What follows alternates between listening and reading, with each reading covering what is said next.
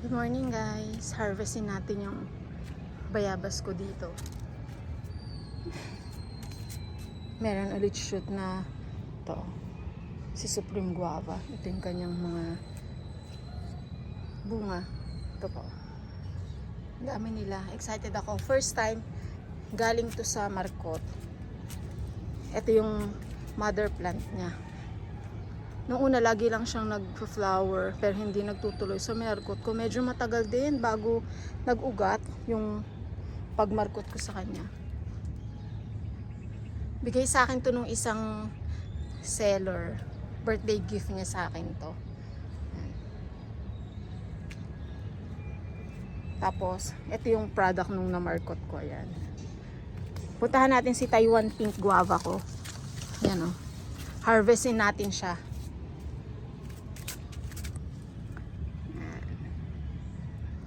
Ito din si watermelon. Marami akong guava dito. Kasi paborito ko yung guava. Harvestin natin siya. Tira natin yung isa kasi hindi pa siya okay. Yan o.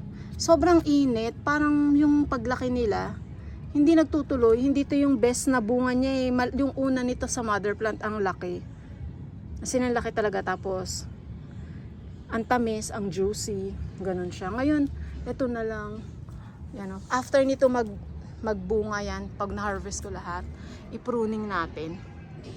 Para magbigay ulit ng bagong mga sanga. Yan pa. Ito din other side.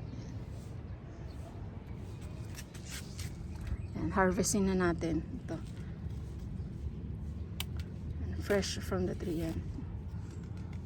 Ito yung isa. Kunin pa natin tong isa na dito. Ayan. Ito, kunin natin. Yun, mga ilang araw pa yun. Kasi ng dalawa.